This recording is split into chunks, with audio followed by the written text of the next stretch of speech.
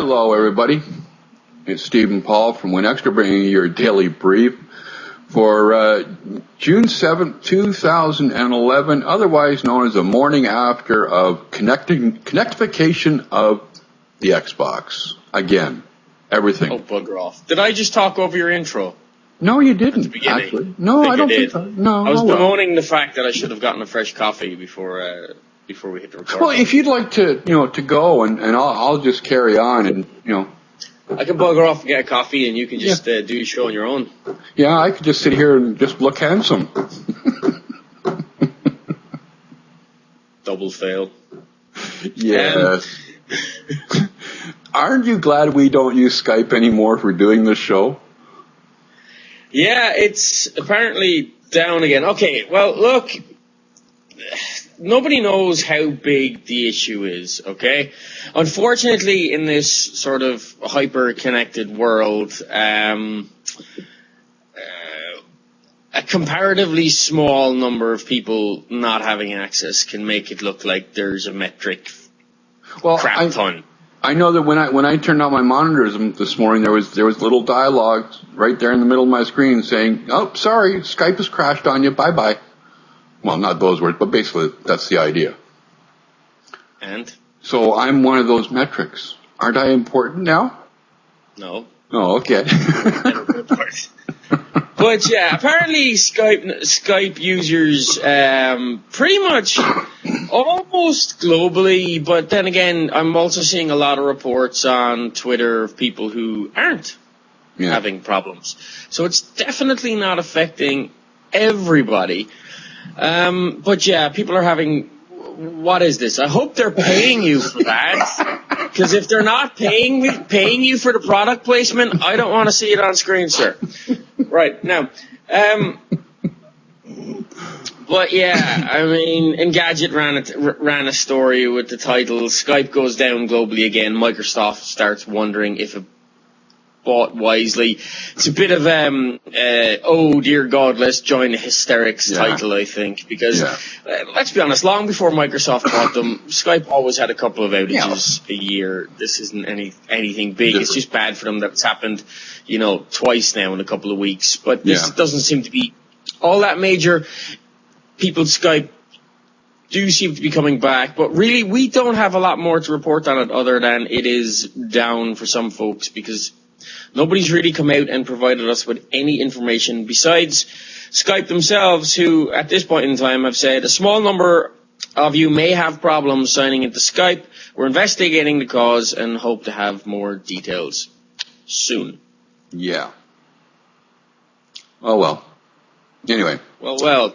Now, I logged in this morning to our documents. Our documents for doing the show notes. We've got a shared Google Doc that we do the show notes. And, Hudson's bugging me on IM, on Google Talk and whatnot. Are you ready? Are you coming on? And what? I didn't know. You bugged me. Oh. And so I'm thinking, okay, he's ready to do the show. He's got the show notes ready. And I expect show notes that are full of stuff from E3 yesterday. And I open up the show notes, and there's nothing in there but a bloody story about OS X. Explain yourself. Look, this is, I'm probably going to end up writing about it later, but the whole point here is that, already the word is that OS X Lion will be available in the Mac App Store for $30. And people are already crowing, "Wee! Apple's so much better than Microsoft. Wee! I can get give it a rest." Okay. The key point here is Apple is not a software company. They don't make their money from their operating system. They don't make money per se from the rest of their software. Where Apple makes their money is not just on their hardware sales, which has massive markup. But what they're relying on to make their money is the 30% cut they get off every single app inside that app store. Now, I didn't watch the WWDC yesterday. But obviously the web has been full of information about what's been going on and, what's coming in iOS 5 and the changes that we're going to see in OS X Lion, which we had seen some of it already. And, iCloud and that sort of stuff.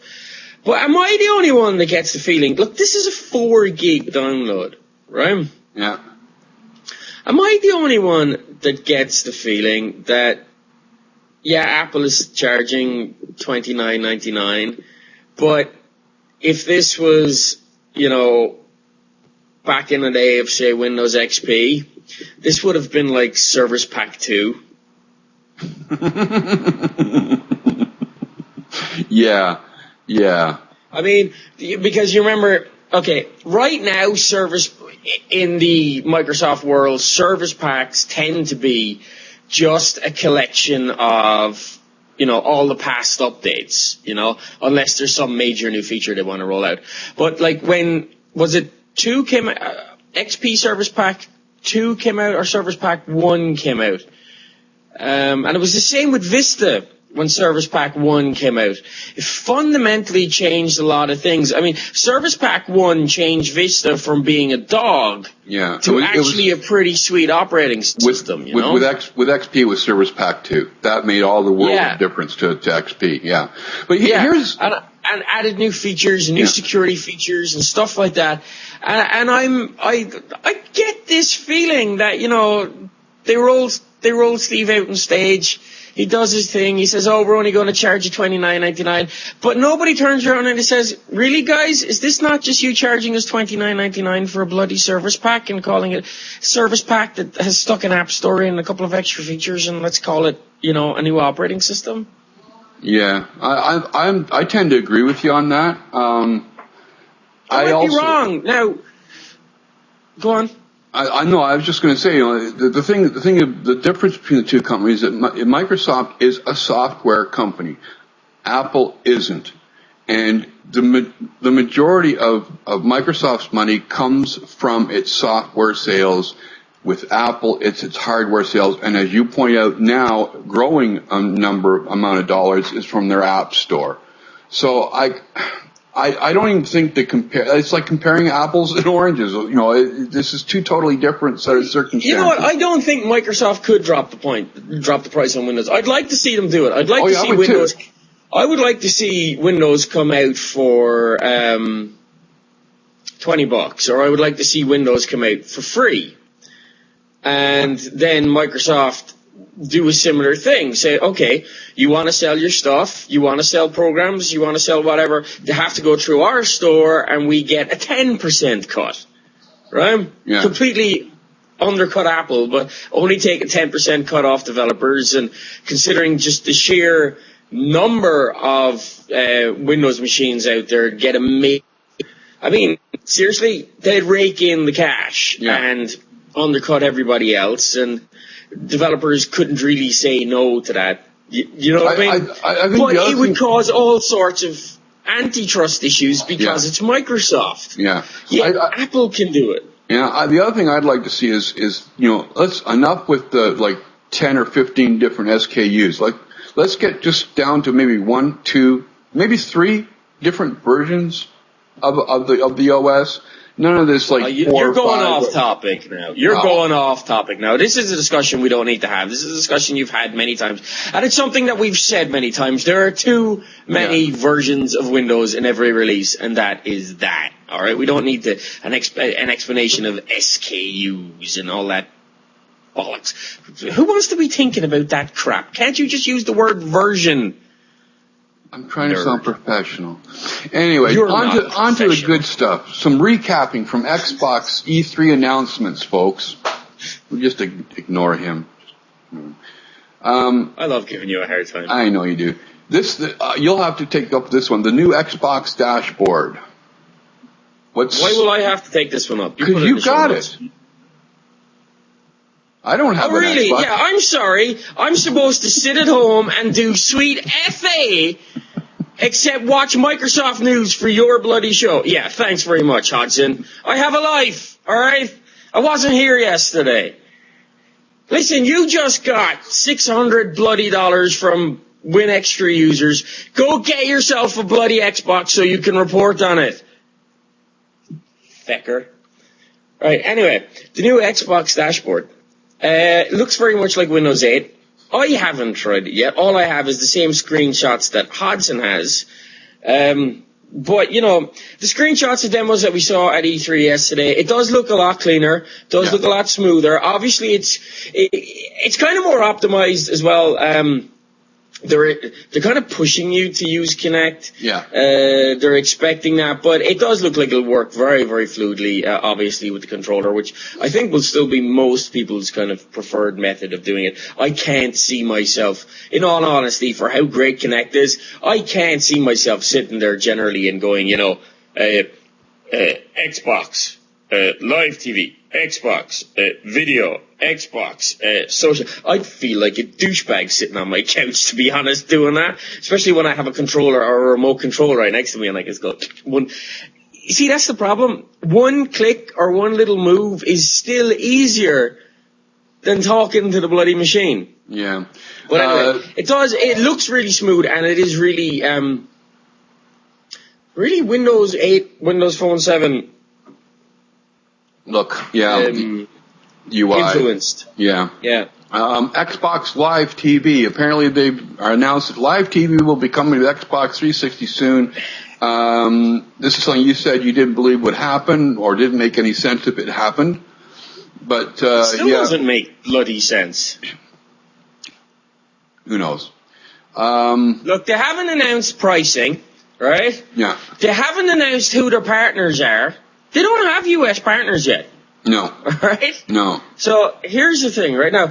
We do know that in the UK they have Skype TV, in France they have Canal Plus, and in Australia they have Foxtel. So if anybody who has Xbox Live and are using this, like in Australia, let us know how it works. Because quite frankly, I do not see the point of turning on your Xbox to watch TV that is not on-demand TV. Because this is the point. The key here is live TV, not on-demand TV. Yeah. So that means a TV stream that has advertising and all that sort of crap in there. Well, I'm sorry, but most people get their internet through their cable, or they have cable.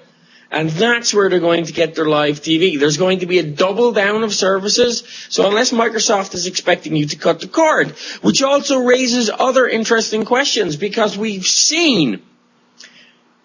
already seen a lot of cases where if you're with a cable provider and you're getting TV streamed from another source that isn't carried by that cable provider over your internet connection, they're cutting it off. They're blocking it. They're stopping it. We have seen this happen all over the United States.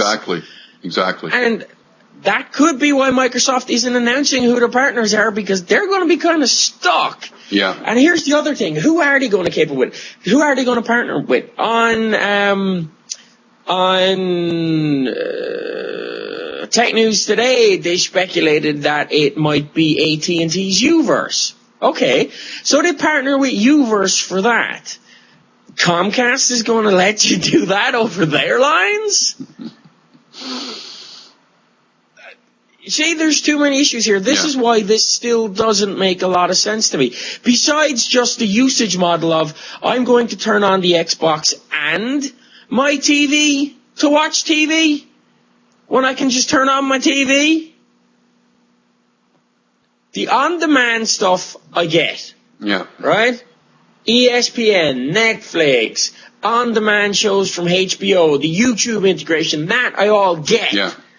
But turning on just to go bloody channel surfing, I do not get. I do not understand that. Okay, being on Xbox with voice search. This could be, I don't know, it's interesting. This is piddle. Yeah. This is shite. It's search in Xbox for the services that you have on Xbox. This isn't Bing per se. This is Bing searching Netflix, Bing searching your video games, Bing searching the movies that you have access to, the stuff that you have access to on your Xbox, whether it's available for purchase through your Xbox or you already have it on your Xbox, that's what Bing is searching. It's not Bing searching for restaurants in Timbuktu and getting pizza results along with a Google map. Okay, let's just get through these other ones fairly quickly because we're running out of time here. We've got Kinect, expanded Kinect voice support, and something called beacons, which apparently... Beacons are a rather interesting thing, yeah. Beacons are like... it's like a notification. You can put out there to your friends that I want to play Call of Duty. Okay? So you put this out there to your friends. You can put it out on Facebook, and you can put it wherever you want to. And then when your friends are ready to play Call of Duty, no matter what you're doing... Or, I think they said somewhere where you are, but we'll stick with what you're doing for right now. So if you're watching a movie or something like that, you'll actually get a notification that your friends are ready and want to play that game, rather than right now where if somebody wants to play a game with you, they have to go into the Xbox dashboard, they have to invite you, send you a message and this sort of stuff. It's kind of like, messages that are just thrown out there and people come along later. Far more interesting is cloud storage. Yes. Now, this is something that like a service like Steam has had for a while, but with Xbox, cloud storage for game saves and your live profile. This is cool because one of the problems that you have with Xbox, okay, is if I swap out the hard drive on my Xbox, which I have had to do, okay? Yeah. All your crap is gone unless you go away and you buy a cable, a hard drive transfer cable. Hook the two things up to a machine and use some weird program to try and transfer all the files, and it takes forever. This is different because what this means is that, once you log into your account, all your save games can just be downloaded. So if you lose, let's say your hard drive crashes and you haven't done what I've done, which is do the thing. You go out, you buy a new hard drive, you slap it in your Xbox. You log in with your profile. All you have to do is, if you're one of those people that installs the game to the hard drive rather than run it off the disk, that's all you have to do is install the game to the hard drive. If you just run them off the disk, you're fine. There's nothing more to do. Everything downloads. You can go to a mate's house and log in on his Xbox using your profile, and there's your games. It's kind of cool. It saves you dealing with all this memory card shit like we used to have to back in the day. There were a whole bunch of new games and Kinect games that were announced, but it's too many to go through. But definitely they've loaded up the whole tablet. But one that we were all waiting for, Halo. I'm sorry, you cannot skip over the games, okay? Okay. The games are the biggest part of E3. I know you yet to buy an Xbox. I know you don't care about games, but, if you're going to do this show, dude, after 150 episodes, you should have learned this by now, all right? We'll skip over Kinect Fun Labs, all right, because that was just a section of E3 that was displayed by some guy who everybody on Twitter was talking about looked like a complete douche in his sunglasses. All right, Kinect Labs, Fun Labs, some interesting Kinect-y stuff like to deal with your avatars to make them more lifelike and that sort of stuff. You can scan in like teddy bears and stuff and animate them, but it's not really of interest to me. The big ones: Forza Motorsport 4, Mass Effect 3. Besides, of course, the Halo franchises. Kinect, all this stuff is getting added Kinect abilities, like in Mass Effect 3, where you can strip down your weapon and completely reassemble it using Kinect and Kinect gestures and that sort of stuff. They're adding in new ways to make to integrate Kinect into the game so that you could be like playing with your controller and use Kinect voice commands to have other things happen as well. So it's kind of some cool stuff. They rolled out Ice Cube on stage to play the game. Gears of War 3 demo. I was unimpressed because everybody's been looking at Gears of War. No, it was Ice-T. No, it was Ice-T. Was it? Yeah. It's either Ice Cube or Ice-T. It was one of the two of them anyway. One of those icy dudes. Anyway, rather unimpressed because we've seen so much, not because the Gears of War 3 demo wasn't good, we've just seen so much of it because everybody's been playing the beta. Kinect Star Wars, sorry, not getting too excited about this one. I thought it would be way better, but from what I see, everything looks very restricted, very unfluid, and not like what you could expect to be doing with a lightsaber and force powers in Kinect. Lots and lots of other big titles out there. We will not get into all of them, except to say this. And sorry, the stuff I was saying about Kinect there with the gun, that wasn't Mass Effect 3. That was Ubisoft's Tom Clancy's Ghost Recon, Future Sniper. Yeah, Future Soldier, sorry. Halo. Yes. The original Combat Evolve. Yes. We saw it yesterday, we saw it. It's been rehashed, revamped, same game, same maps. Looks like they've put it into the Halo Reach engine, making it look really, really solid, really cool. And updated the multiplayer features, but not the core experience. So this will be a chance for anybody who's not played the original Halo to get back into it and seriously enjoy it. That's coming in November 12th, I believe. Yes. Fall 2012. Yes. They finished the show by saying, and now for the beginning of a new trilogy on Xbox. They showed the video that we're about to end the show with. Sorry for the quality, but it is ripped from the live stream. Halo 4 and its Master Chief. Yes. Not any of the other Halo characters that we've seen. It's actually Master Chief back in Halo 4. So that's something to be seriously excited about. And as I said, they said it's going to be a trilogy. Yeah. A lot covered today. Comments, emails, text messages, wherever you want to send them. YouTube.com/WinExtra, WinExtra.tv, WinExtra.com, DailyBrief.blip.tv, voicemail 251-281-8730. Also text messages that's open 24 hours a day. Let us know. There's so much that we have covered, but so much that we just simply did not have time to cover, and we want your opinions. Let us know what you think was the best bits of E3, what you thought was crap about E3, what you're looking forward to, what you're not, and what you think Microsoft should do about OS X being $29. Yes. So on that note, that's Paul. I'm Steve. This has been WinExtra's Daily Brief for June 7th, 2011. Take care, everybody. Enjoy your day. We'll see you tomorrow.